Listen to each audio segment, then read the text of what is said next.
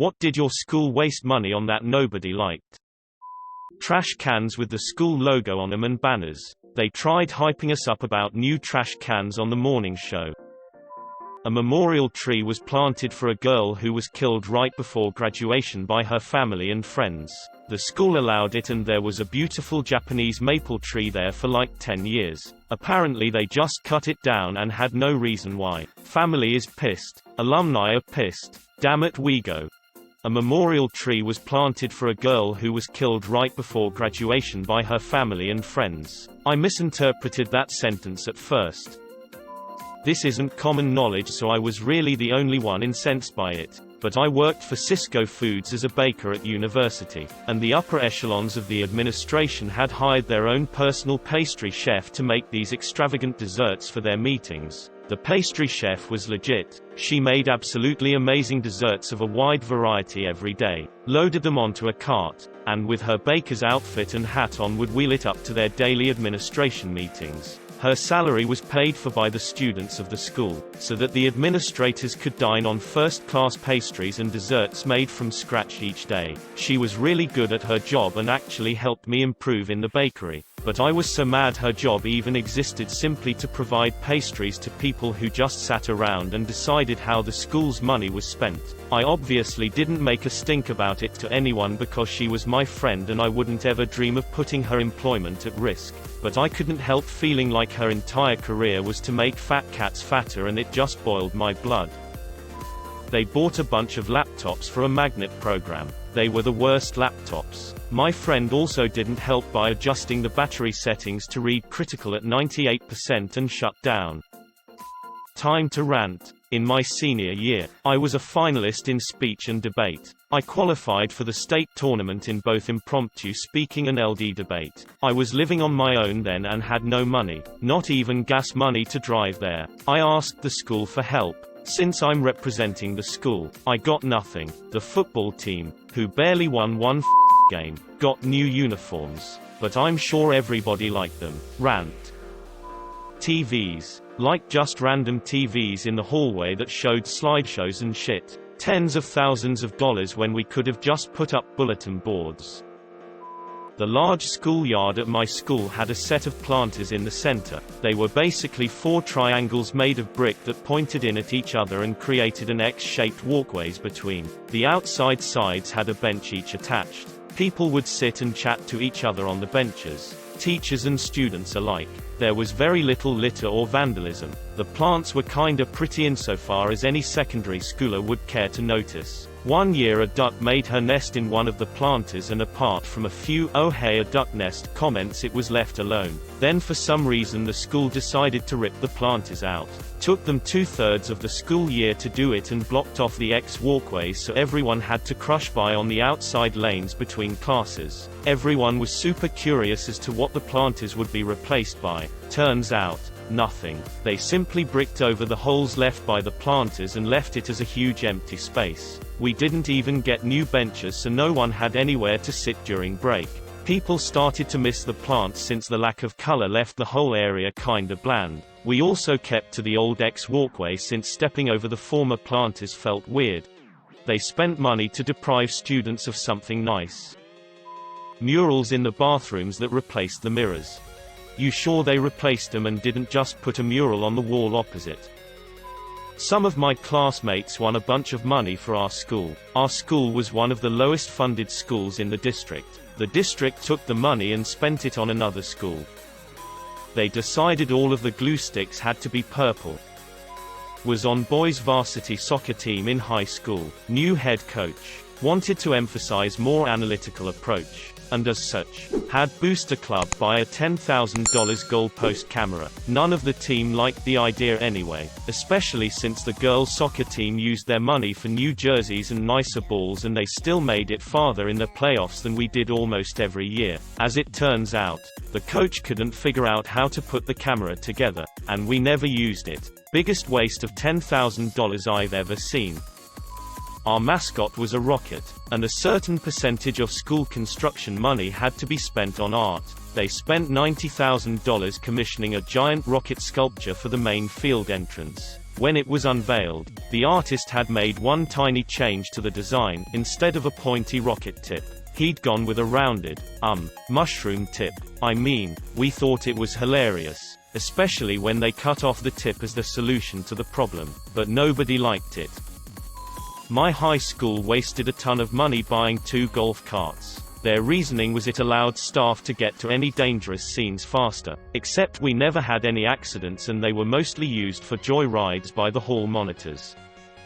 When I was still a student, my school spent almost $200K to paint the roads outside our school. You read that right, almost $200,000 of our precious tuition dollars to paint the roads outside blue and yellow. To pour salt on this painful wound, the paint job didn't even make it through winter. So just to reiterate, $200,000 for 3 months of painted road. I think I'm still angry about it. Ooh yes, I'm prepared for this answer. My school's mascot was a knight, and it was rumored that the school had the choice of installing a pool at the high school, or to commission a large, think like 25 feet long metal sculpture of a knight on a horse, and to hang it from the ceiling in the back hallway. They opted for the horse.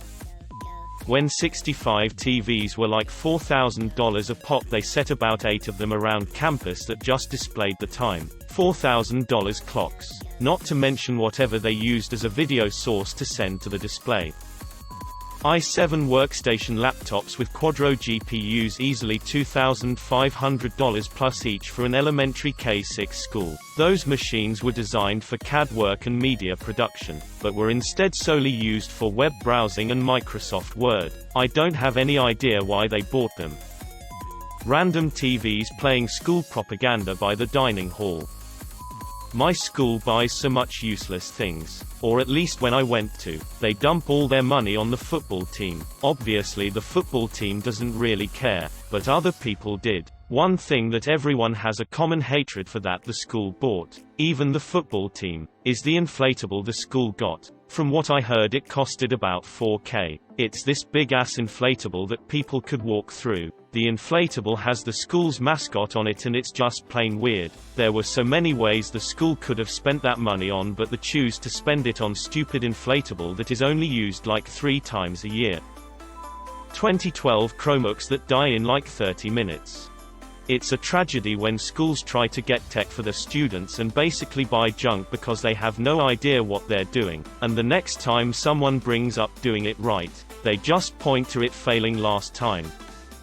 My college bought a small restaurant out for $1 million to build $1 million brick gate that doesn't close.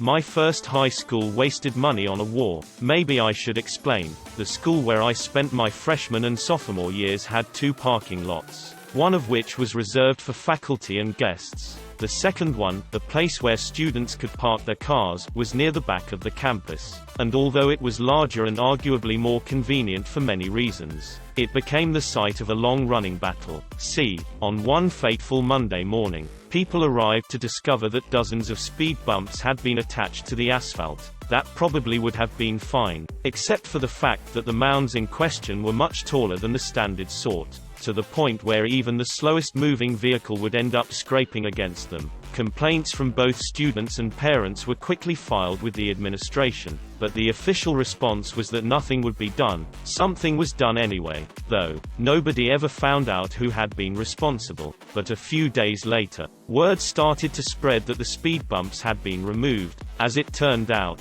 someone, or more likely, a group of someones, had ventured out in the middle of the night, hacked the offending humps from the parking lot, and returned the space to its original state. Needless to say, this didn't sit well with the people in charge of the school, and they wasted no time in taking action, by which I mean that they paid to have new obstacles which were still too tall installed. Another removal happened after that. Another reconstruction followed, along with the hiring of a dedicated security guard. To the best of my knowledge, that was when the war finally ended. The ceasefire may have come about because the latest speed bumps were finally short enough to actually get over, but my guess is that the vigilante vandals just gave up. Either way, I'm fairly sure that I wound up experiencing the one moment in history that saw someone being hired for the express purpose of protecting speed bumps.